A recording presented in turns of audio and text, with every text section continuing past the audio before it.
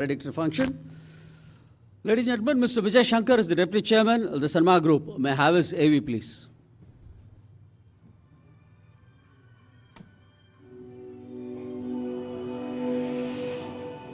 Mr. Vijay Sankar is the Chairman of Chemplast Sanmar Limited and Deputy Chairman of the Sanmar Group. He also serves on the boards of KCP Limited, Oriental Hotels Limited, Kaveri Retreats and Resorts Limited and Transport Corporation of India Limited. Mr. Vijay Sankar is involved with a number of educational and charitable organizations. He serves as a trustee of the Chennai Trust Hospital and Voluntary Health Services (VHS), and he is on the governing board at CPR Environment Education Center. He is currently the Vice President of the Tamil Nadu Tennis Association.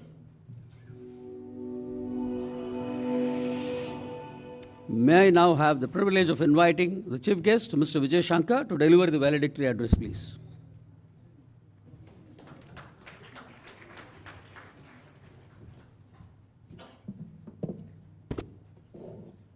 Mr. Lakshmi Narayan, Mr. Suresh Raman, Mr. Shankar, Group Captain Vijay Kumar, speakers at the convention, students, ladies and gentlemen. I would like to thank the MMA and the All India Management Association for inviting me to deliver the valedictory address at this wonderfully organized Management Students Convention on AI. I represent the Sanmar Group. The Sanmar Group was founded in the 70s, and we are a 50-plus-year-old institution with over 12,000 crores in sales, with businesses all over the world in India, Mexico, and North America. And we are present in the chemicals, engineering, shipping, and the foundry business.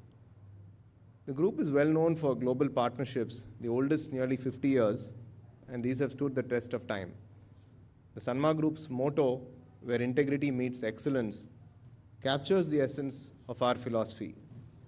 We have had a very close association with the Madras Management Association over many years, and we both share a passion for excellence.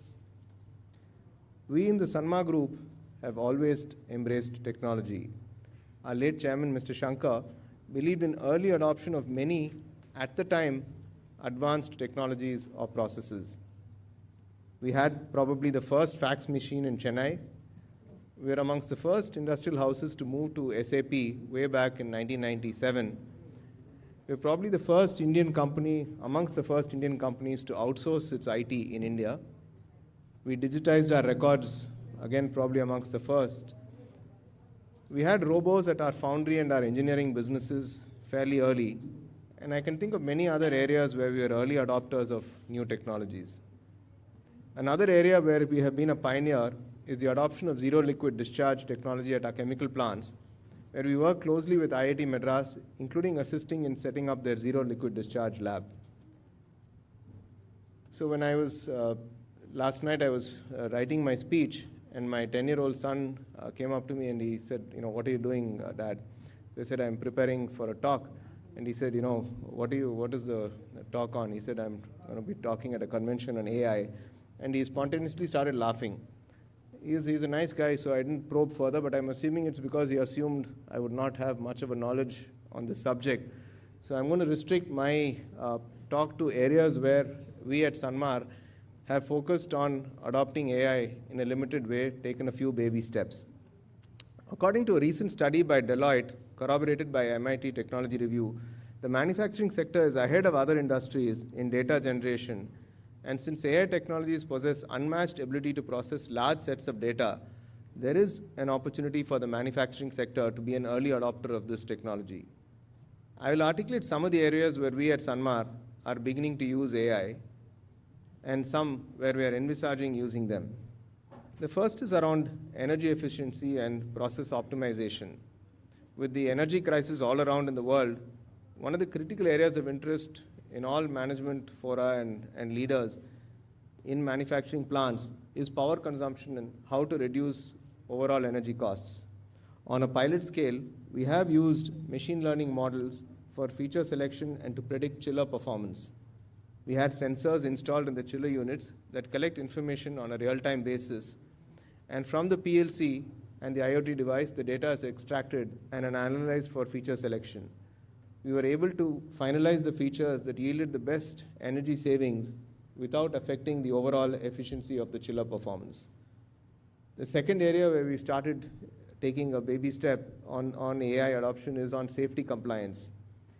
Many of the work-related accidents in plants or in manufacturing units generally occur due to non-compliance of operating procedures, generally not wearing safety equipment, PPE. This is where AI comes in. In a pilot project in our Kadalur facility, we've installed or going to install computer vision powered cameras which can monitor PPE adherence and regulate earmarked vehicle movement based on the number plate readings. Ultimately, using AI and computer vision technologies in the manufacturing industry can certainly help in reducing workman accidents and save lives. A third area where we've started using AI is forecasting and inventory management. Raw material costs, as was explained earlier, the world is becoming very volatile and raw material costs are all over the place. Having a better understanding and forecasting of the price movements would aid in streamlining the inventory and purchase decisions. There are quite a few supervised learning models that we use for predicting price movements in our key critical raw materials like ethylene and EDC.